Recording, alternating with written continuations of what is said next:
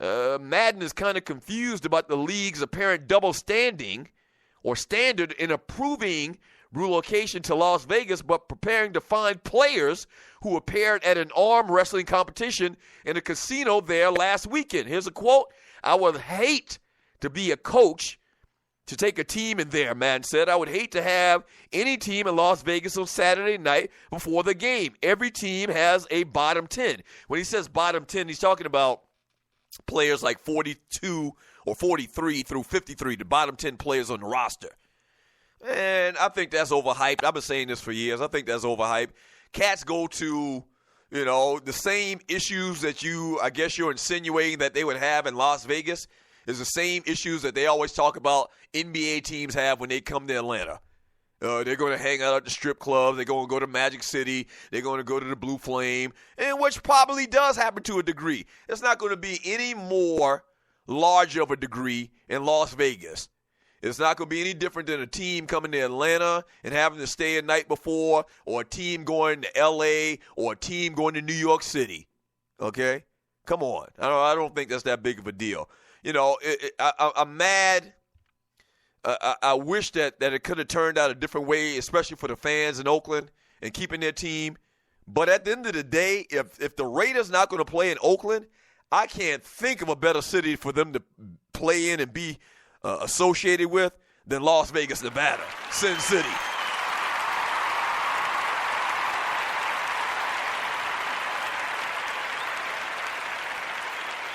Yeah.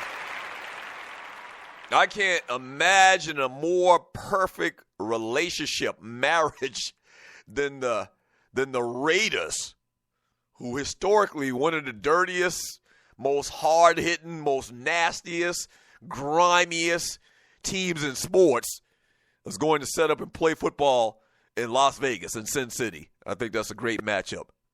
I think it's a great matchup. So it's a wrap, man. And clearly Madden would feel like that because the Raiders are the reason on why he's achieved so much fame and notoriety. But I guess I've kind of moved on, man. It is what it is. The Raiders going to Las Vegas, and when I'm out in Vegas, if I ever get back to Vegas again, hadn't been in a while. Oh, no, I lied. I went to Vegas last summer. For, was that last summer? Oh, no, it's been 2 summers. It was 2 summers ago I went to Vegas for the little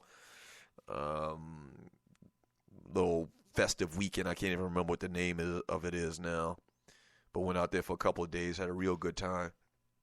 Number 1 place in the world, Las Vegas, Nevada. Let me read some messages in the chat on Spreaker.com.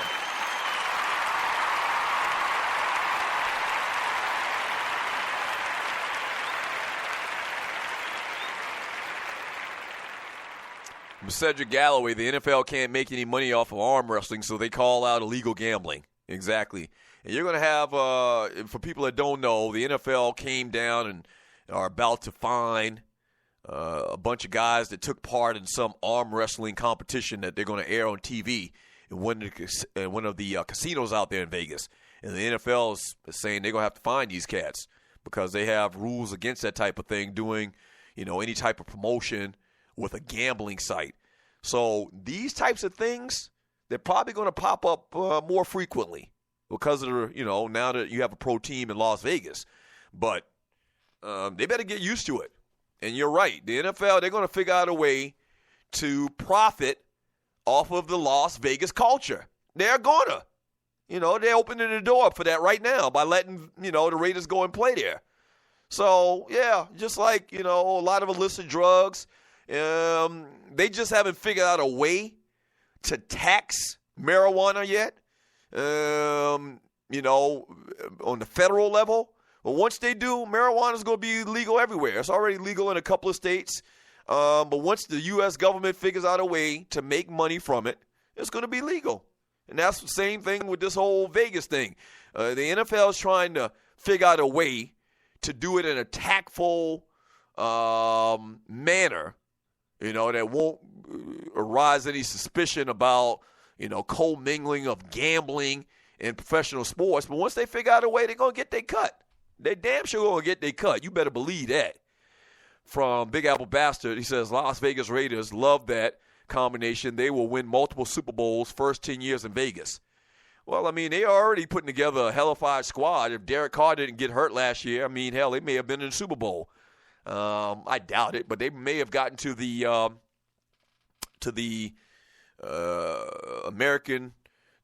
Championship game or something like that, probably playing against New England.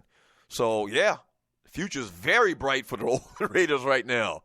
That's the bad thing about it. The Raiders have been bad for so long, since John Gruden left and Al Davis died. They really weren't that great. They made it to the Super Bowl, but they didn't win it.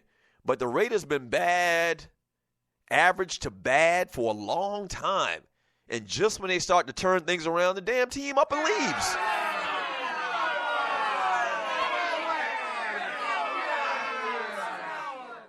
Yeah.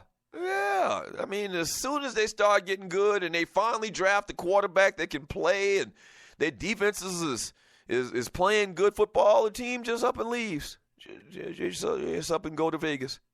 From Tiffany Pool in Portland, thank God for my city. I wake and bake. This makes for a calmer Tiffany. That's right.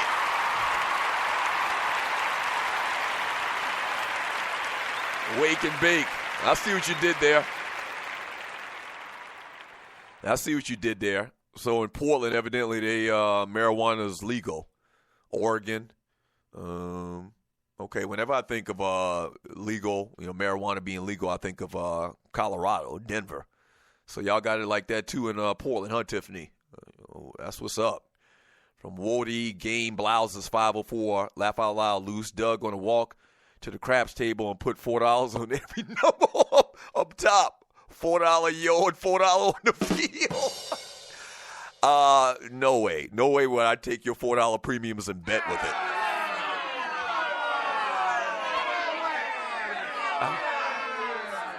How dare you, sir? It's funny you do mention that, though. I do like to play the field when I play craps.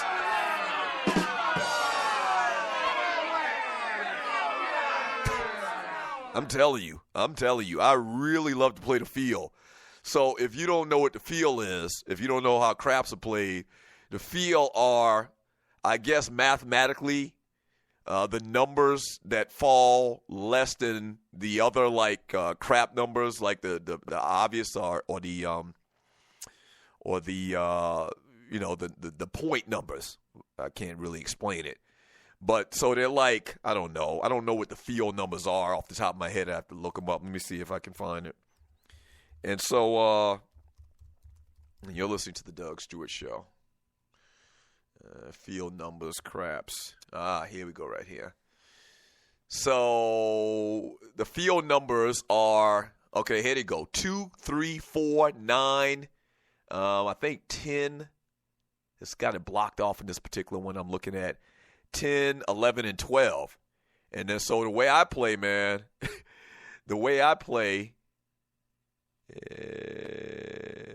yeah. So it's 2, 3, 4, 9, 10, 11, and 12. And I'll put money on the field, man, and it'll hit. All you have to do is one of those numbers have to hit, and it'll hit, and I'll pull my money off a couple of their throws or whatever, and then, I'll get the feel in it. The field don't hit for a couple of times, and I'll put my money back on it again, and I'll clean up. I have cleaned up on craps playing that way. I just go in and out like I stick and move.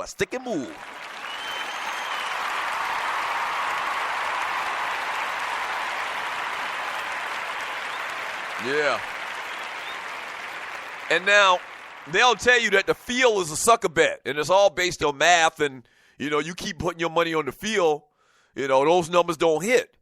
And I don't care what they say. I have had great success betting my money on the field. I'm telling you, many, many times I've come away winning some money, man, playing craps, betting on the field exclusively. From Wody, Game Blouses 504, field is a sucker bet. 11 combinations to hit the field, 17 combinations to not hit the field. And I just said that. They always say that the numbers don't say you should bet your money on the field. But I don't know. I don't give a damn about no numbers. I know the way that I do it, once again, I stick and move. I put money in and I take money off or whatever, and I've had success. It might be a sucker bet in the books, but in my book, it is a winner.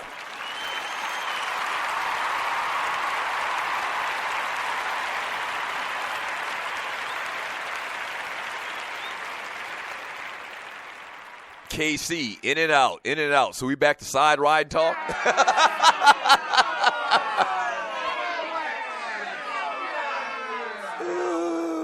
From Coach Bill, they say the field is a sucker's bet. They do say that. I know. They've said that. Like I've been playing with cats in Vegas at the craps table, and, you know, somebody with a much bigger stack standing right next to me clearly is like a professional gambler. Not maybe a professional gambler, but they frequent the casinos way more than me. And, you know, I'll get on a little run, and they'll be like, you do know that that's a sucker bet, right? And I'm like, I don't care. That's fine with me. You can call me whatever you want, but call me Pizzade.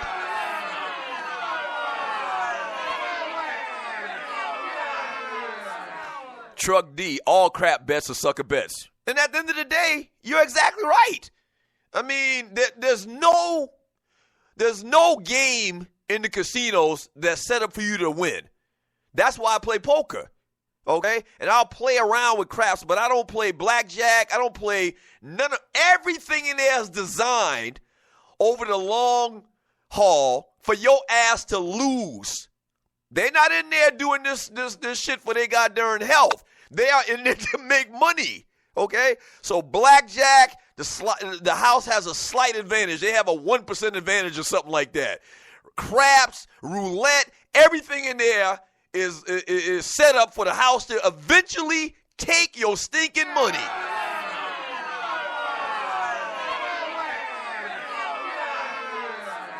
Okay? Okay? That's why I play poker. Poker is you're not going against the house. You're playing against other people. You know?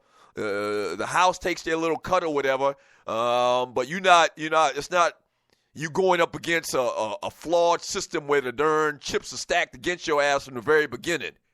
No, I play poker and I have a little fun with it. And if I get on the craps table and I hit a couple of times, you know, I'll play with their money. Like, I'm not going to lose my damn money on no craps either. Like, I might lose maybe, I don't know, you're talking about $5 bets or whatever. I might lose like $25 and then I'll stop. But if I hit a couple times, then I continue to play with their money, playing with the house money. Yes, sir. Yes, sir. You're listening to the Doug Stewart Show. Nah. I know it's a sucker bet. It's a sucker bet. All right. You ask my brother. One night I hit him for a lick. I went over $1,000 one night playing craps, doing that exact same thing. On the field, everybody kept looking at me and laughing. He. And I walked out of there. Hell, your boy is a winner.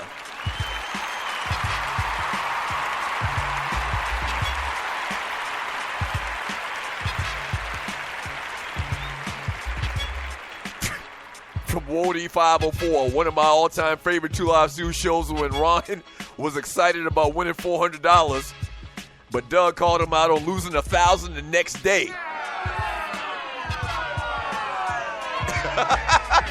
I remember that. He leaves out real, conveniently leaves parts out of the story. Right. Ron was like, but that money is gone. This is a new day. Right. Hey, when we get back from the break, man, more of your messages in the chat room, man. We'll ride out today's show. The Doug Stewart Show. Don't go away.